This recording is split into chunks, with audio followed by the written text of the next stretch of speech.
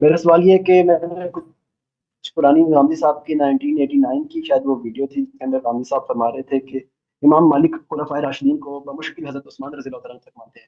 اس کے بعد ابن خلدون نے اپنی تاریخ میں لکھا ہے کہ حضرت معاویہ بھی خلیفہ راشد ہیں۔ تو میں غامدی صاحب کا اپنا موقف جاننا چاہتا ہوں کہ کیا وہ حضرت معاویہ رضی اللہ تعالیٰ عنہ کو خلیفہ راشد مانتے ہیں یا نہیں مانتے؟ شکریہ۔ ٹھیک ہے جی، بہت شکریہ۔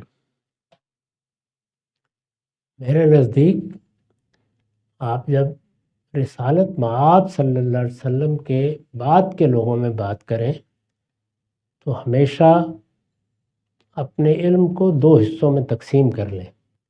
ایک ہے واقعات کا علم، یعنی فلاں حکومت قائم ہوئی، فلاں حکومت غلط طریقے سے قائم ہوئی، فلاں حکومت صحیح طریقے سے قائم ہوئی، یہ ہم اپنے علم کی وجہ سے تجزیہ کر سکتے ہیں، یہ ہمارے حدود کی چیز ہے۔ یہ بات کہ کسی شخص کے کردار میں، سیرت میں کیا چیزیں نمایاں ہوئی ہیں، ظاہر ہے اس میں تھوڑا بہت اختلاف ہوتا ہے۔ تو میرے نزدیک سیدنا ابو بکر، سیدنا عمر، سیدنا عثمان، سیدنا علی، معاویہ رضی اللہ عنہ، یہ سب رسالت مآب صلی اللہ علیہ وسلم کے صحابہ ہیں۔ صحابہ میں بھی فرق مراتب ہے، اسی طرح رشد و ہدایت کے ظہور میں بھی فرق مراتب ہے۔ یہ ہو سکتا ہے کہ سیدنا ابو بکر کے ہاں جو چیزیں ہم پائیں وہ سیدنا عمر کے ہاں کچھ کم ہوں، اور جو سیدنا عمر کے ہاں پائیں وہ سیدنا ابو بکر کے ہاں کچھ کم ہوں۔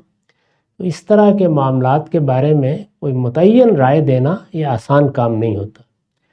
میں یہ نصیحت کروں گا کہ اس مسئلے میں بھی نہیں پڑھنا چاہیے۔ سب ہمارے لیے قابل احترام ہیں، سب کے لیے ہم اپنے دل میں عزت کے جذبات رکھتے ہیں، ان کی تاریخ ہم پڑھیں گے، وہ ہمارے بزرگ ہیں۔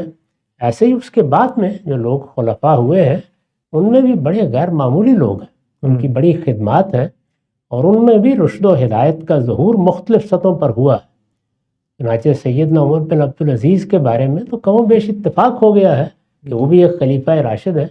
تو اس لیے اس معاملے کو اسی وسعت کے ساتھ دیکھنا چاہیے، میں اس کو اسی وسعت کے ساتھ دیکھتا ہوں، اور رشد اور ہدایت کے معاملے میں کسی ایک جگہ کوئی بند لگا دینے کا قائل نہیں۔